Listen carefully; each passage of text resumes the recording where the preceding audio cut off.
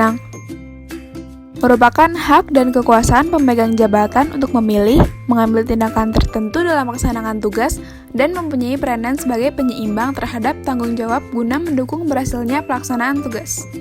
Dua pandangan yang saling berlawanan mengenai sumber wewenang. 1. Teori formal. Pandangan ini, manajer memiliki hak untuk memerintah karena merasa pada tingkatan yang lebih tinggi. 2. Teori penerimaan.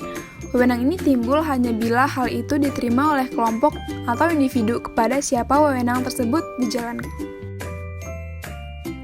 Menurut Chester L. Bernard, seseorang akan memenuhi perintah apabila dipenuhi 4 kondisi. 1. Dia dapat memahami komunikasi. 2. Dia dipercaya bahwa perintah tersebut tidak bertentangan dengan tujuan organisasi. 3. Perintah tersebut tidak bertentangan dengan kepentingan secara keseluruhan. Dan terakhir 4. Secara fisik dan mental mampu menjalankan perintah tersebut. Wewenang dalam organisasi. 1. Wewenang lini. 2. Wewenang staf. 3. Wewenang fungsional. Wewenang lini mengambil keputusan untuk mencapai tujuan organisasi secara langsung.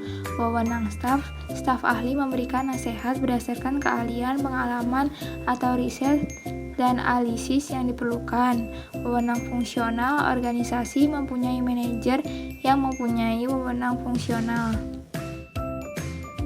Manfaat pelimpahan wewenang. Yang pertama, pelimpahan wewenang memungkinkan sebagian mempelajari sesuatu yang baru dan memperoleh kesempatan untuk melakukan sesuatu yang baru tersebut.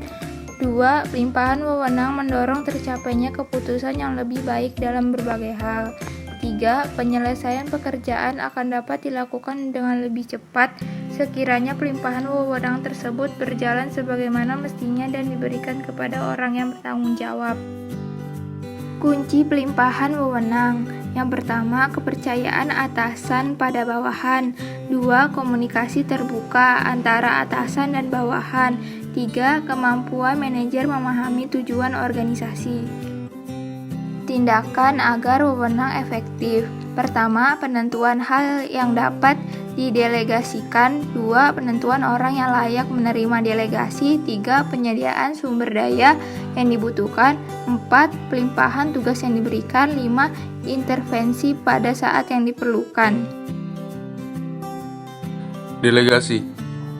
Kegiatan untuk memberikan suatu wewenang dan tanggung jawab pada orang lain untuk melakukan suatu kegiatan yang mana pihak penerima wewenang harus mampu mempertanggungjawabkan kepada orang yang melimpahkan wewenang.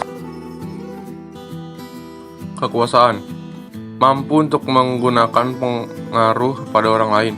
Artinya, kemampuan untuk mengubah sikap atau tingkah laku individu atau kelompok. Kekuasaan tidak sama dengan wewenang. Wewenang tanpa kekuasaan atau kekuasaan tanpa wewenang akan menyebabkan konflik dalam organisasi. Ada dua bentuk kekuasaan. Yang pertama, kekuasaan pribadi, kekuasaan yang didapat dari para pengikut dan didasarkan pada seberapa besar pengikut dan terkait pada pemimpin. Yang kedua, kekuasaan posisi, kekuasaan yang didapat dari wewenang formal organisasi. Faktor yang mendasari adanya kekuasaan. Pertama, reward power. Kekuasaan sebagai akibat dari seseorang yang posisinya memungkinkan dirinya untuk memberikan penghargaan terhadap orang di bawahnya. Yang kedua, coercive power. Kekuatan untuk memberikan hukuman. Yang ketiga, legitimate power.